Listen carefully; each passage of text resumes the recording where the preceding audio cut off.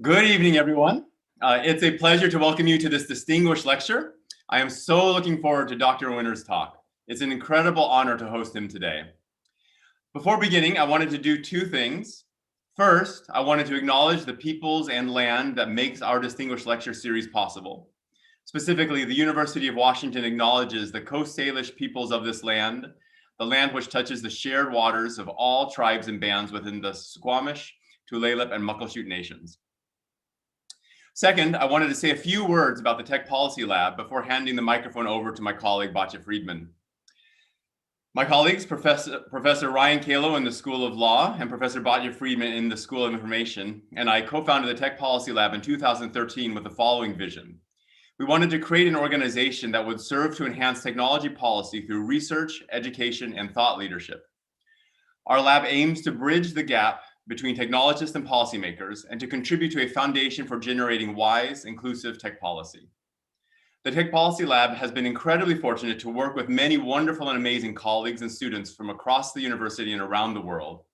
And our alumni now hold prestigious positions in academia, industry, government, and public advocacy organizations.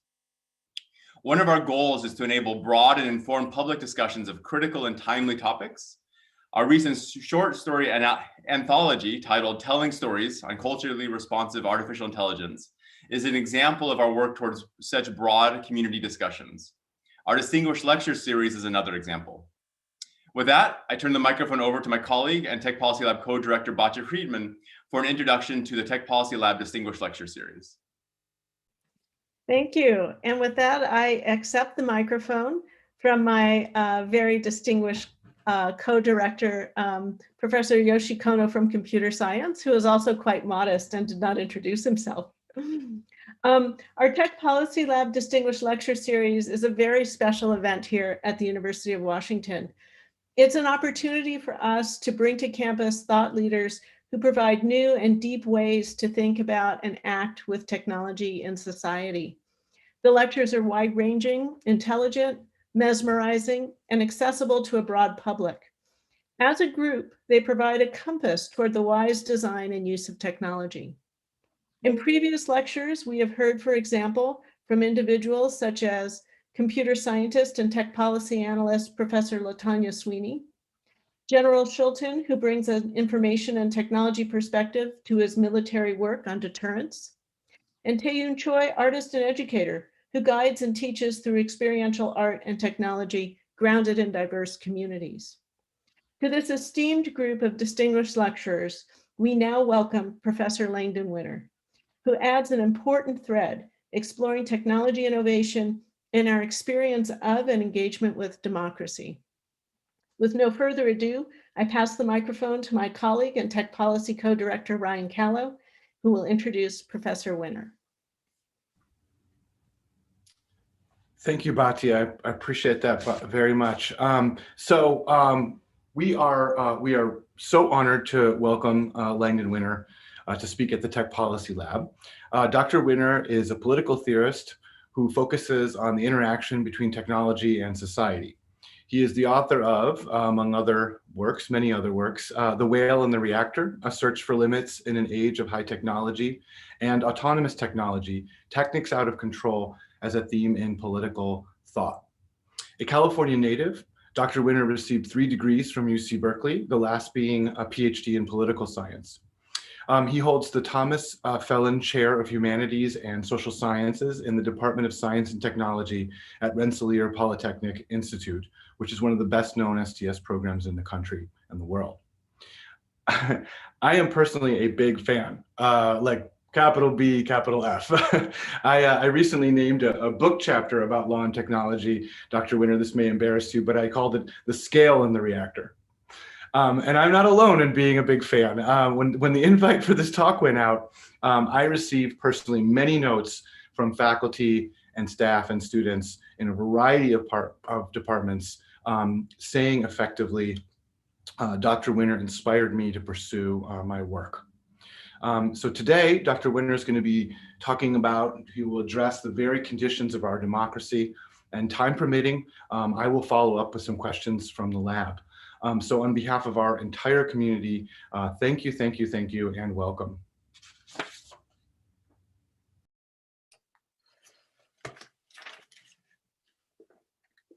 Am I on now? Is this good? Okay. Thank you, Ryan, and thanks to other members of the Technology and Policy Lab out there. I'm delighted to be able to interact with you this evening. I'll begin today by talking about an interesting social movement, one that arose several decades ago that seemed to flourish for a while, but eventually and abruptly vanished. The contributions that it offered shed light on a number of possibilities and dilemmas that face us today. It's a long story that I'll have to compact into a short introductory statement. The basic situation involves political movements that took shape during the 1960s.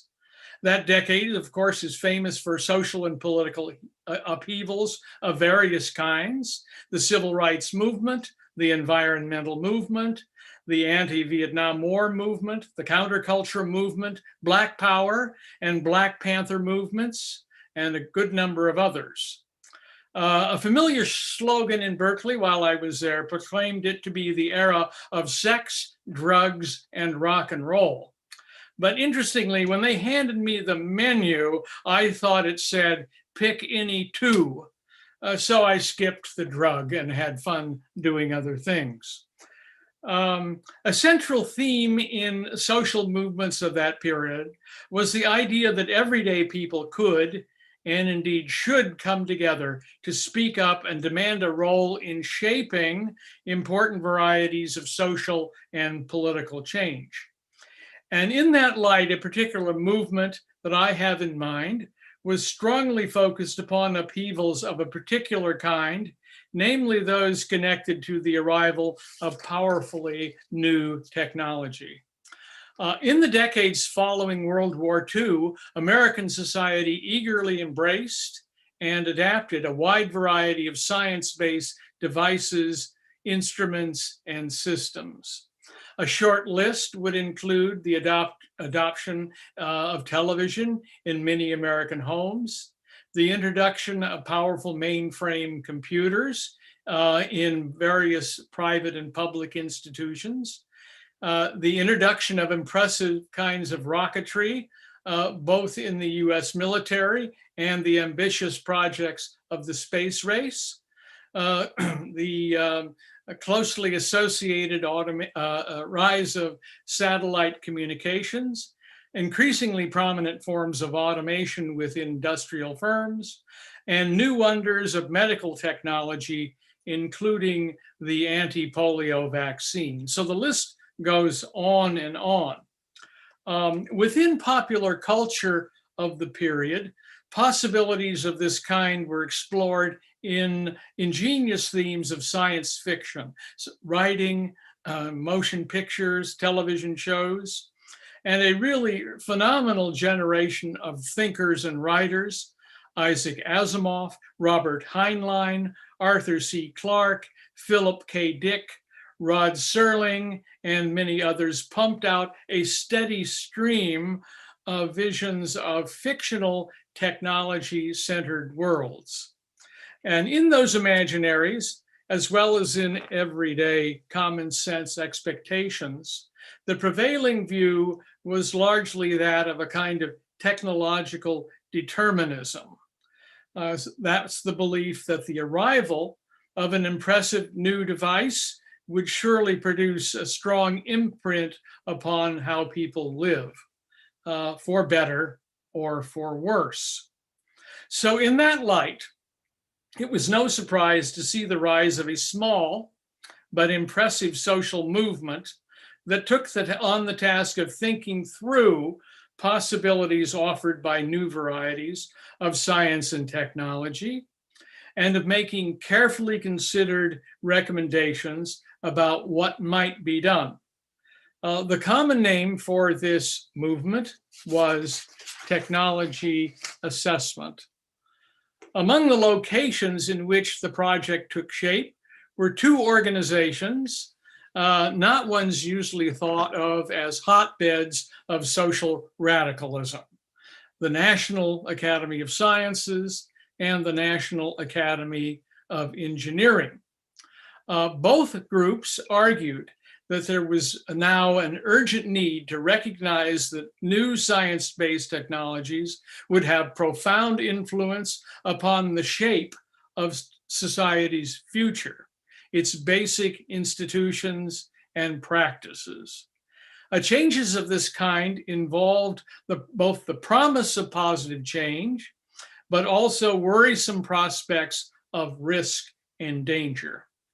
For that reason, both of the academies argued it made sense to study such projects and prospects with the utmost care to steer the trajectories of social change, steering the institutions, practices, and basic principles their formidable presence would surely involve.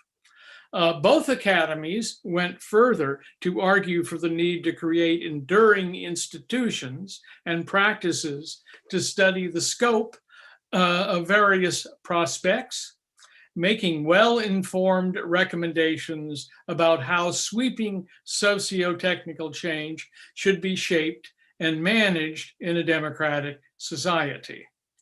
In fact, by the late 1960s, interest in projects of this kind had become a living concern in the US Congress, then largely controlled by the Democratic Party. A key player in this was Representative Eugene Daddario, Democrat from Connecticut. And among interested academics, physicist Harvey Brooks of Harvard University was a prominent mover and shaker. Following a period of serious discussion and deliberation, in 1972, the House of Representatives created a new policy unit, the Office of Technology Assessment, whose purpose was to engage in research, analysis, and scoping of alternatives about emerging science-based technologies, work that would help advise Congress and to some extent the general public on matters of funding and the crafting of new regulations and policies. The creation of the OTA, in my view, can be seen as a logical reform in the unfolding New Deal social and political liberalism that had emerged in the 1930s as shaped by President Franklin Delano Roosevelt. So its basic focus was an important question. How could emerging science and science-based technologies be shaped and steered in ways that enhance future social, economic, and political patterns compatible with the common good, while avoiding risks and dangers that science-based technologies sometimes evolve? Well, after its approval and funding, the OTA, Office of Technology Assessment, went to work with a small staff and modest budget. Its primary mission was to provide advice to Congress on policy issues that involved science-based technologies, very broadly considered. And over the next 2 decades or more, the OTA sponsored and helped organize research and meetings of deliberation on a wide variety of topics. It supported literally hundreds of studies, some conducted by its rather small research staff, others done by academics in universities and research organizations. So during the same period of time, one sees the continuing rise of academic research, thinking, and teaching in what was then a new field, namely Science and Technology Studies, STS. Of course, that's a long and fascinating story in its own right. But the short version is that after long periods in which the fields of science and technology had been largely ignored by disciplines in the social sciences and humanities, all of a sudden this field was recognized something of considerable interest. As a political scientist, I took note of the rather conventional technocratic disposition of technology assessment. It's especially its reliance upon people in management, in the fields of science and so forth. And I wondered how it might be shaped in ways more open to critical thinking and to a wider range of democratic voices and proposals. On occasion, I even suggested that noted critics at the time, critics of contemporary technological societies, thinkers like Herbert Marcuse, Jacques Ellul, Louis Mumford, and others, ought to be prominently featured in this conversation that was bursting forth. Indeed, a key theme in the life work of the great American writer, Louis Mumford, was that for countless centuries, from the building of the Egyptian pyramids to the breakthroughs of the modern industrial revolution, major projects of technological construction and social improvement had usually produced notable varieties of social and environmental devastation as well, results that needed serious attention. So that was Mumford's view. On the one hand, you get great improvement, but if you look at the matter more carefully, you see vast areas of devastation. Well, as I watched the rise of the Office of Technology Assessment, a key question for me became something like this. Rather than leave study, speculation, and proposal making to elected officials just in Congress, and also to certified scientific and technical professionals, why not open up this topic more broadly? Why not engage the democratic citizenry as a whole? And of course, a good many others shared that concern. Alas, over the years of its existence, the OTA remained a modest enterprise, conducting research and sponsoring inquiries on computing, energy, transportation, technologies of industrial production, and the like. And the organization published a steady stream of studies that were basically intended as information and advice for policy making within Congress. One can say that the horizons of the Office of Technology Assessment were ultimately constrained by its attachment to a narrow, legislatively determined role and its reliance upon certified experts in relevant fields. Well, over the years of its existence, the OTA sponsored a continuing sequence of meetings in which scholars of relevant fields for the topic at hand would come together to speculate about the dimensions of problems and possibilities that took shape in emerging technologies. I attended a number of such gatherings, and after a while took note of their basic format and dynamics. Looking back on it now, there was a feature of those meetings that seemed rather innocuous at the time, but which foreshadowed major and ultimately unfortunate changes within the longer term horizon. So physically speaking, you would sit in a room with an inner rectangle of chairs around which sat experts on a topic, for example, data privacy in computing. And they would share their views on what the problems were and what recommendations made sense.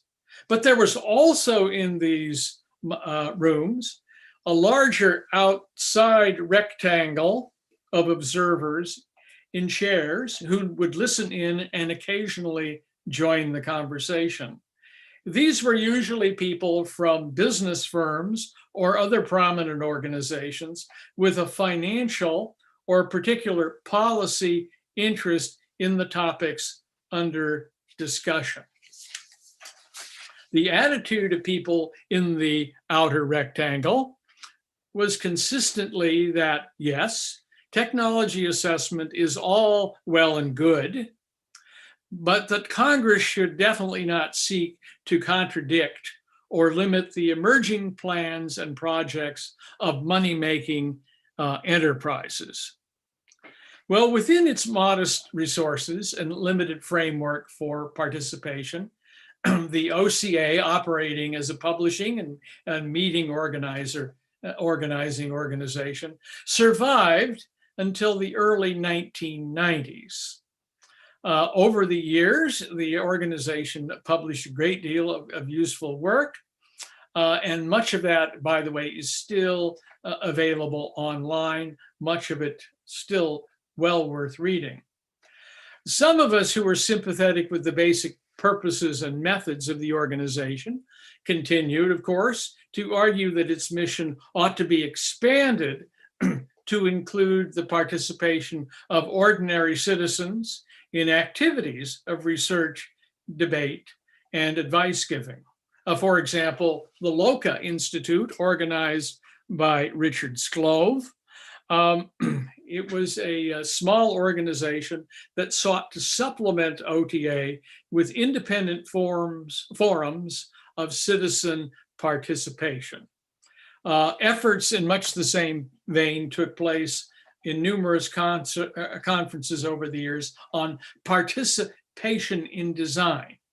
And even today, we find concerns of this sort expressed in numerous activities, including Doug Schuler's efforts to organize experiments in civic intelligence. Schuler is, of course, one of your neighbors there in Seattle. Alas, powerful influences of a much narrower and different complexion took shape in the late 1970s and 1980s with the rise of the powerful Ronald Reagan, his philosophy of Reaganism, and the ideology of neoliberalism, an approach to economics, society, and politics that promoted the dominance of markets and so-called free enterprise in technology-centered developments and decisions. So in that vision, of course, any commitment to democratic politics of technology assessment within Congress or among everyday citizens was often dismissed as an unwelcome intrusion upon what were understood to be the essentially benign workings of American capitalism. Let the market work became the strong general norm from the Reagan presidency of the 1980s and to the present day. The idea of markets was, and of course remains, effectively embodied in the machinations of large corporations, global banks, brokerage houses, hedge funds, and the like. The conservative radicalism advanced by the Republican Party following its congressional sweep of 1994 produced a remarkable change. As Newt Gingrich took power as Speaker of the House, literally one of his first steps was to eliminate all funding for the Office of Technology Assessment, a step that brought the final and perhaps permanent abolition of the OTA in the United States. This turn of events is regrettable, not so much because the OTA was hugely powerful and influential during its years of operation. It was not. The OTA was never especially consequential. The significance of that little organization lies in the horizons for engagement in public affairs that its existence brought to light.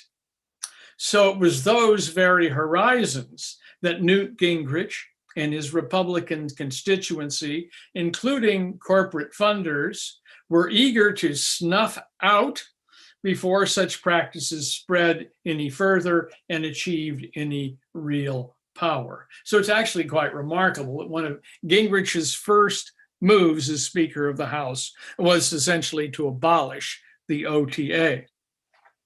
It's worth noting in passing that several kindred organizations for technology assessment have survived and flourished in several European countries, Denmark and the Netherlands among them. Within those settings, practices including consensus conferences and citizen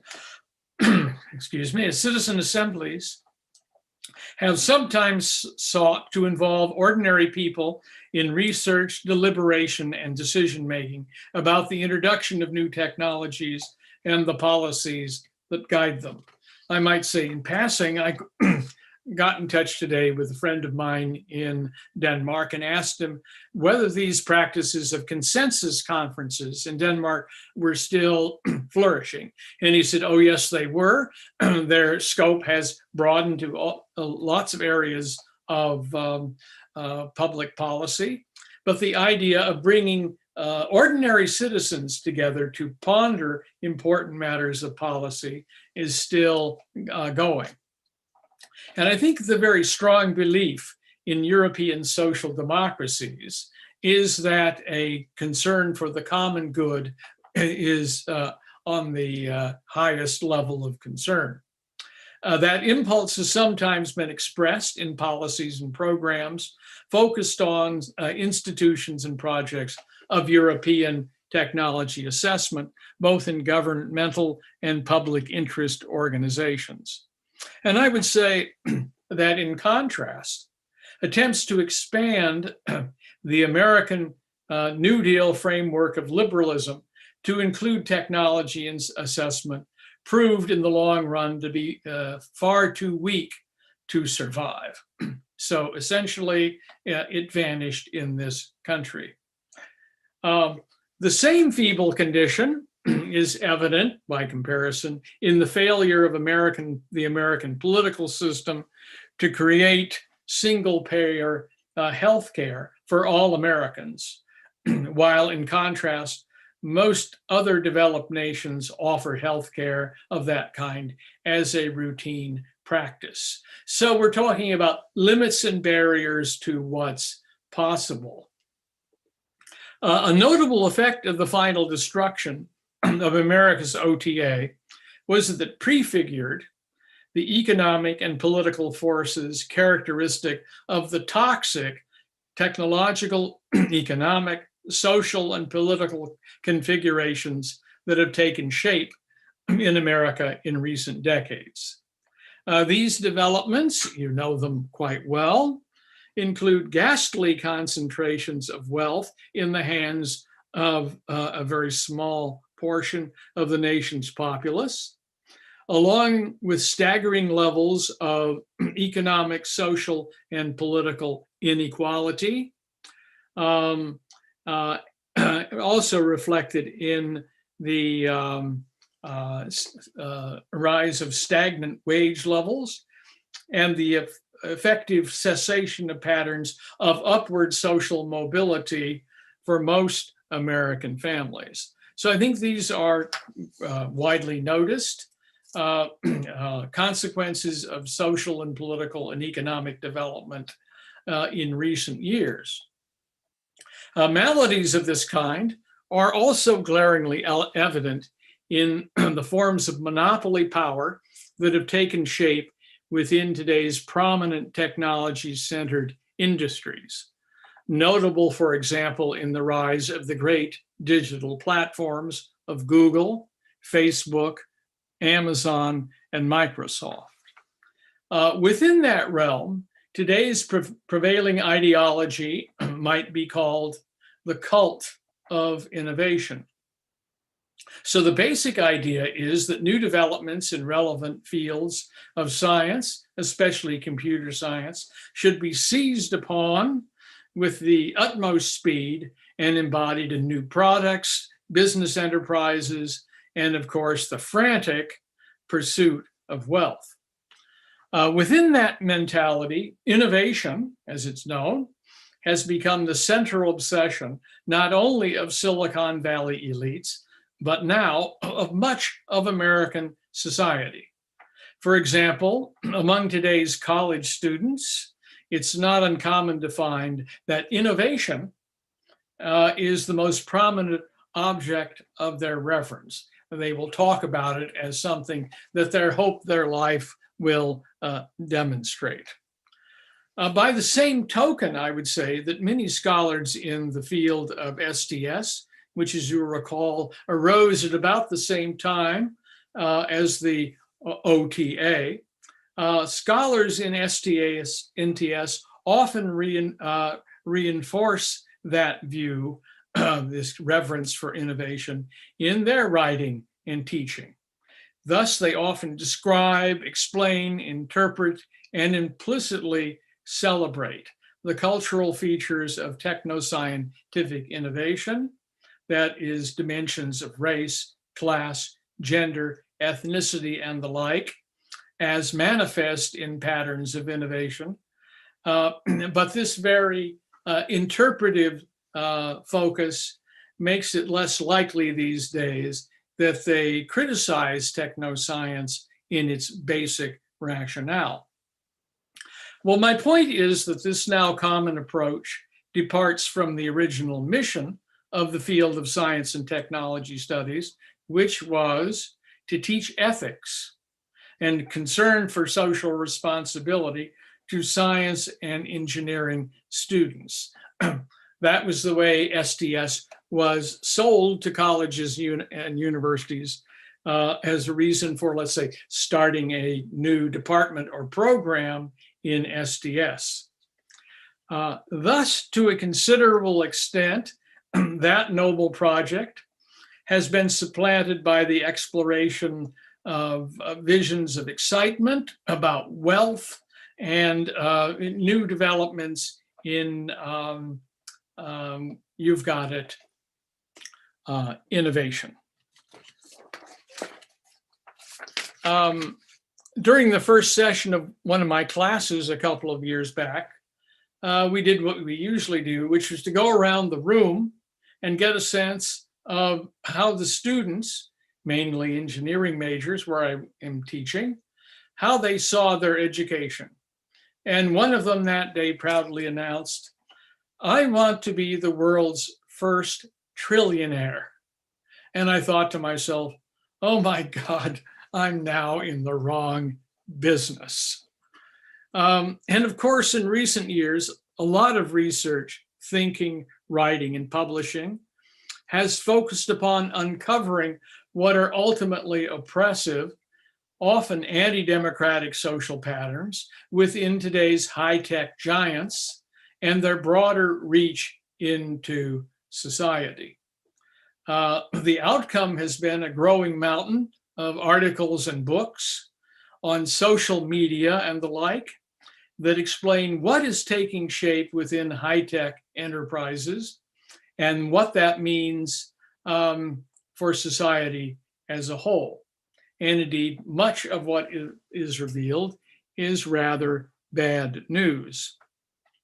A prominent example of such inquiry is Shoshana Zuboff's book, Surveillance Capitalism, a deep-seeking description and analysis of new varieties of power, especially the oppressive kinds of power resident in today's enormous digital platforms.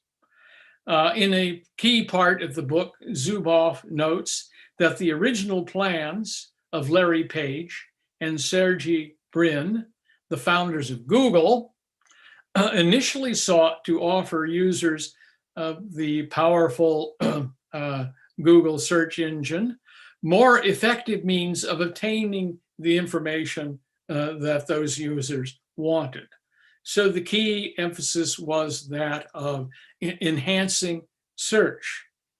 Thus, the firm did not at first configure its programs to collect data on individual users for any purpose other then improve results for their search activities, those users' search activities on the net.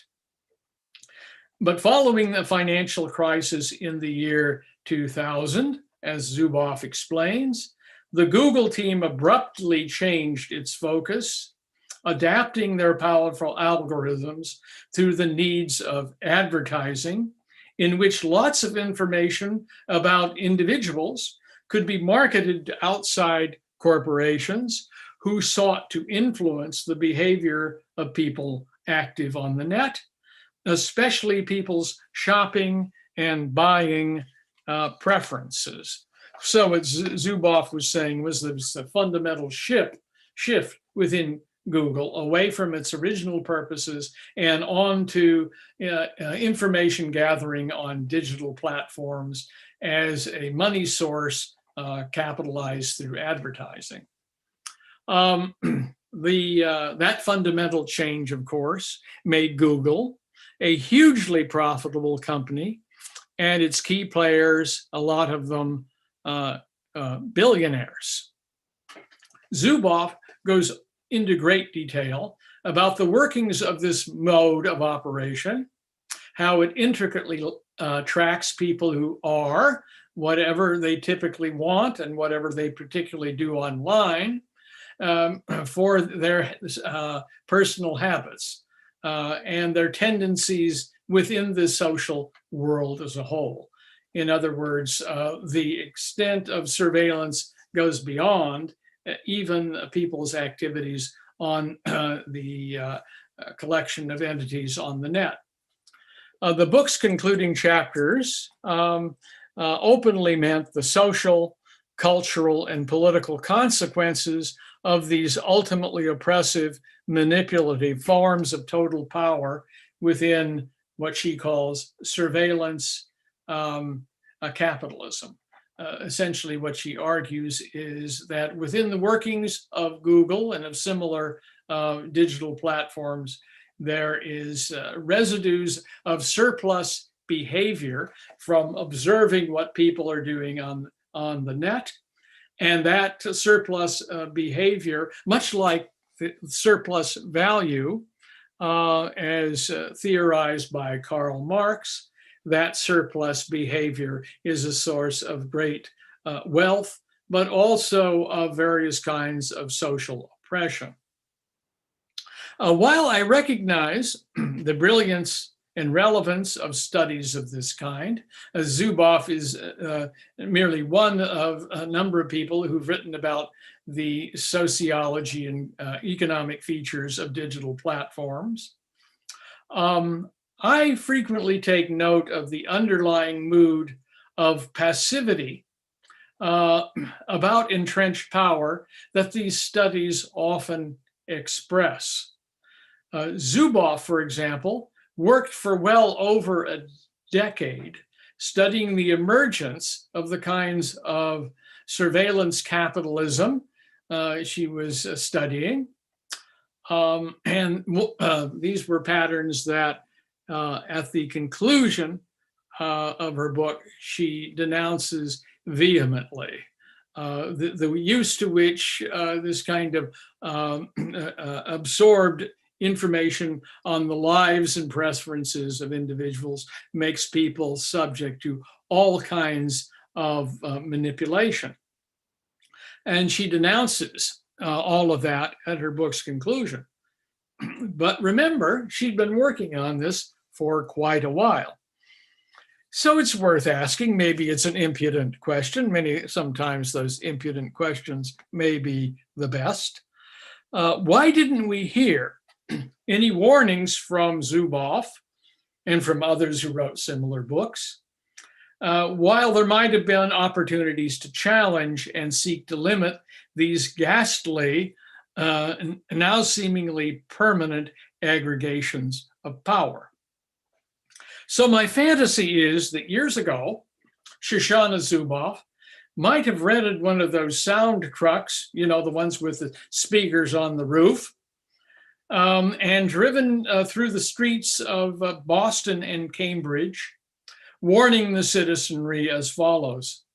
Listen, people, The digital networks you're using now are stealing and marketing the most intimate details of your life. Rise up now. It's time to organize to stop them, right? But of course, that never was going to happen. The dominant strategy in today's writing on digital technologies is to bear witness to public and to the public of significant dangers and problems, those of massive surveillance and of pungent social manipulation. And one does this only after, I would say, these maladies become entrenched patterns, likely beyond any conceivable remedy. So in effect, I would say, what we're seeing amounts to standing technology assessment on its head. The earlier project involves scoping out and comparing positive possibilities as against serious dangers for society.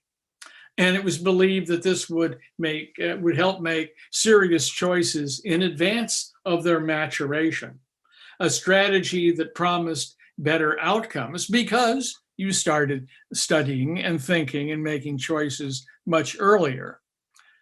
That approach has now been replaced by elaborate lamentations about how particular exciting innovations went so badly wrong. I think much of the social writing on that is sort of technology assessment turned on its head. Here's how things went so badly wrong. As Hegel observed in his book, The Philosophy of Right, the owl of Minerva takes flight only when the shades of night are gathering. And I think in our time, that old bird would probably be shot on sight. Just about every week these days, maybe it's just because I'm sensitive to these matters and notice them when they appear, but just about even every day, we read new revelations about the wider dimension of digital innovations that cast dark shadows upon the present and future of our democratic society. For example, one recent news story described the widespread implementation of an ingenious, seemingly innocuous device being built into tens of millions of homes in America, namely Amazon's Ring. Ring is basically a digital doorbell with a built-in always-on digital camera.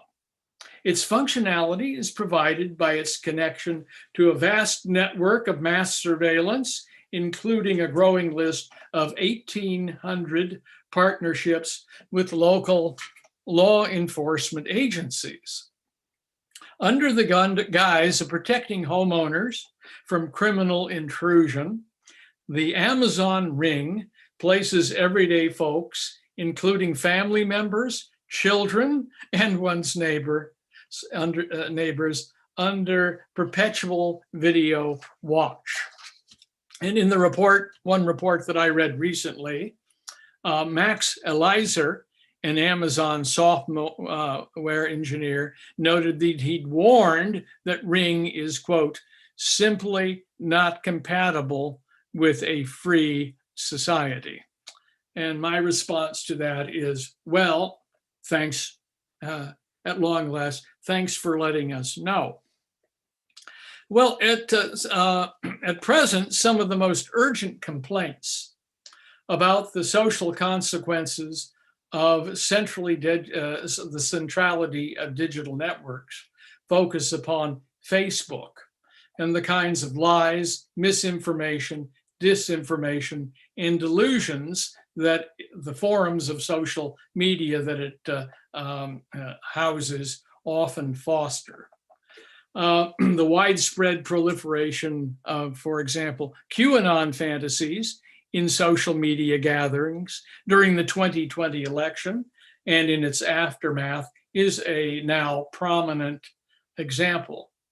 And to this day, some 69% of Republican voters under the sway of such disinformation are convinced that Joe Biden actually did not win the 2020 presidential election.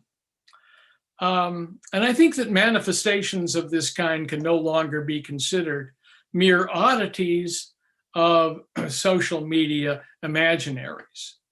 It's increasingly clear that such mentalities and practices pose a danger to the future of American democracy. Many are now asking, will the elections of 2022 and of 2024 be seen as solid, legitimate expression of citizen will, or will they be dismissed as outrageous examples of insider manipulation by those beguiled by waves of digital disinformation on the net? In other words, if people become so suspicious of the legitimacy of our elections, how much of democracy will remain? A fascinating result of social and political controversies of this kind is the rise of practices of self-regulation by the tech giants.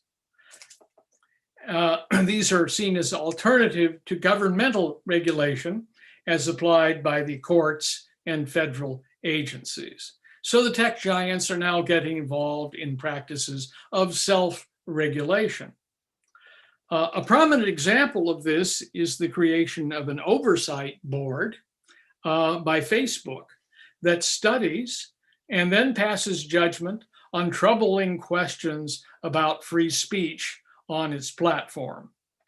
As Mark Zuckerberg proudly said recently, this oversight board, is almost like a Supreme Court. Another variety of self-regulation of interest includes ingenious new tools that platform users themselves can put to use. So a number of these have recently been announced by Google in response to criticism of those who bemoans the surveillance powers and practices of Google's algorithms, the very troubles so eloquently described by Shoshana Zuboff, among others. So here's what Google says it's going to do for us. Seemingly as a way to quell popular protest, Google is now offering users clever ways to manage their online privacy settings, including changing net passwords so they have more letters and symbols and digits and so forth than they used previously. That was a recently announced innovation in data security.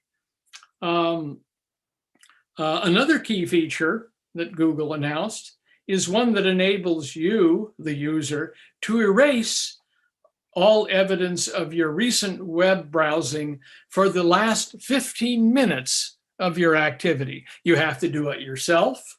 You're the person responsible. And I might say that, damn, I just keep forgetting to do that. Well, the underlying message that changes of this kind is that rather than having the platforms like Google themselves address problems of mass surveillance that their systems include, Google shoves this responsibility for preventing the kinds of abuse involved onto the backs of hapless individuals. And I think one can say, in their sheer audacity, these are innovations that one really has to admire. Here we have the claim that problems announced, problems discovered are now being powerfully addressed. Good luck. Well, I could go on to discuss the various ways in which high-tech giants place the freedom of individuals and the vitality of democracy under some very dark shadows. These are patterns and dynamics that I expect will endure for a long while. So you might ask then, well, what would I suggest for now? One modest but appropriate suggestion one could make would be for the Democratic Party to revive and strengthen the Office of Technology Assessment. And I understand actually that there are even some rumblings to that effect in Washington right now. Some people would like to revive the old Office of Technology Assessment. It's possible in its new life that the OTA might include not just elected congresspersons and their professional staff, but also participatory citizens councils for each of the 435 congressional districts, venues where everyday folks, perhaps selected at random, could engage in research and organize public debates about the horizons of past and future and present technological and social changes. So to conclude, while activity of this kind would not itself eliminate the sorts of oligarchy and disdain for democracy, democratically responsible policymaking, commonly promoted by today's digital corporate cognoscenti, it might help to awaken a sense that there are fruitful alternatives to the dreary forms of public life taking shape in America at present. Beyond that, I would say, thanks for listening and good luck to us all. Thank you so much, Dr. Winner. I have to say that because of the affordances of this platform, you're being live streamed. Now I'm being live streamed to people. And of course, we all turned our videos off. So you're sort of speaking to the void. But I want you to know retroactively that I was smiling and nodding, and just this had a profound impact on me. So I just want you to know that retroactively. Do you have a moment for a couple questions from the lab? Absolutely. Is that as many as we have time for? Yes. Okay, great. Thank you so much. I have a couple questions. I also would like to invite Tadayoshi Kono and Batya Friedman if they would like to jump in and ask their questions as well. But I know I have a couple of questions for you, and I think at this point it would be okay to turn their videos back on if they're willing and they want to.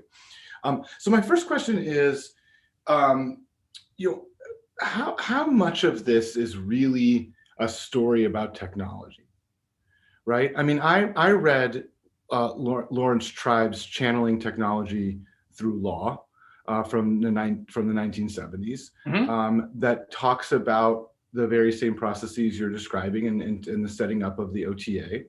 And I thought that it seemed to be rife with the sort of logic of cost-benefit analysis that was already taking hold at that time in the 70s, a kind of precursor to contemporary law and economics, and certainly to the Reagan Revolution and so on. And so you sort of wonder to yourself, is the problem have anything really to do with technology, or is the problem really the logic of efficiency and cost benefit and deregulation? That's almost not that, where the story of technology as a social fact is almost incidental. So you're a person who is associated with having closely studied technologies, political ramifications, and I just wonder how much, in today and in retrospect, you think it's about technology. Yeah, well, I think it is still about a way of thinking about many things, including technology, and the idea that you had neoliberal logic enter into this field of research and thinking. If you go back and read the early studies, they were very narrowly focused in the ways that you suggest, and that's why from the very beginning, both in the United States and in Europe, there was the idea that what was actually needed were citizen perspectives and citizen voices that would go beyond the kinds of, frankly, technocratic perspectives, including those expressed in that article by Lawrence tribe. I think the valuable thing about focusing on technology, it does present us with all kinds of occasions in which change is powerfully possible. So I think what you need to have is a richer conversation in those powerful opportunities.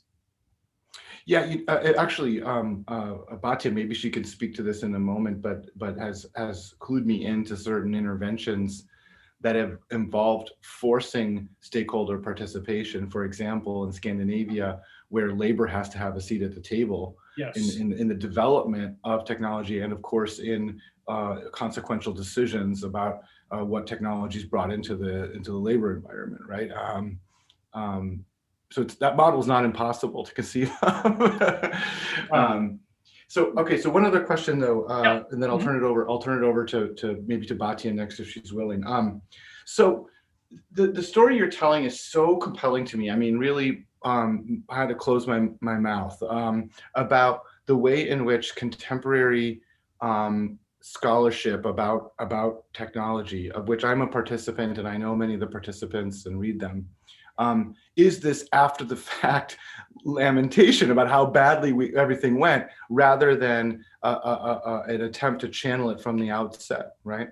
But you know, sort of playing, thinking about the kinds of responses you'd get from some in the community is that I think a lot of people, especially in my world, have bought into the Coleridge dilemma, the pacing problem, the idea that, well, you couldn't know. You couldn't know what the ill effects were going to be in advance. And gosh, you know, by the time you figure it out, at that point, well, it's too late. And all we can do is gnash our teeth. You know what I mean? And so I wondered if, I mean, that idea of the what's sometimes called the pacing problem or the Coleridge dilemma, that you don't know what the social impacts of technology are going to be until it's almost too late, and those powers are entrenched and they're part of our lives. What do you think about that? Well, I think not so much what, you know, empirically speaking, you know what's going to happen, but you might be able, on matters of philosophical and political principles, to specify what some key points of guidance might be. So at the meeting, actually, the one that I was talking about in this OTA with the tables and so forth, the discussion on data protection and computing power produced a statement, which I think is a serviceable principle, from the legal scholar Alan Weston, you know, a major figure. And on that particular day, he said, well, the crucial point is that new computing systems ought to recognize the right of the individual to control the data being stored on them. And in a room full of people who've been thinking about such matters, they all agreed, yes, that would be a wonderful principle to guide systems. In other words, that one would be formally asked what would happen to the data being kept on you. And if you look at today's digital platforms, they simply don't do that. Or if they do it, they do with this long stream of, and then at the end you say, yes, I accept. So it seems to me that many of the key questions are not about what do we know for sure about what's going to happen. We can know something about what principles ought to be in play early on. And I think on that, we've been rather sloppy. Well, I'm going to turn it over to Batya. The only thing I was going to say is that as an addendum, you know, I am progressive in my politics, but I sit on the board of a right-leaning think tank that has a big technology component to it called R Street, and they're also interested in resuscitating the OTA for different reasons. So you might even see bipartisan support, but your point about it needing critically to engage with participatory councils is key, because otherwise it will just, the history will repeat itself. This has all happened again, right? No, all right, I could ask a million questions, but I'm gonna turn it over to Batya because she's the wiser. Well, I noticed that we're right here at 6:30, so I'm not sure how much time we'll have, but if you'll indulge us in one other question. I'm thinking about all the young people who are both here in the audience now, but will hopefully be watching your talk now and let's say at least a decade or more into the future.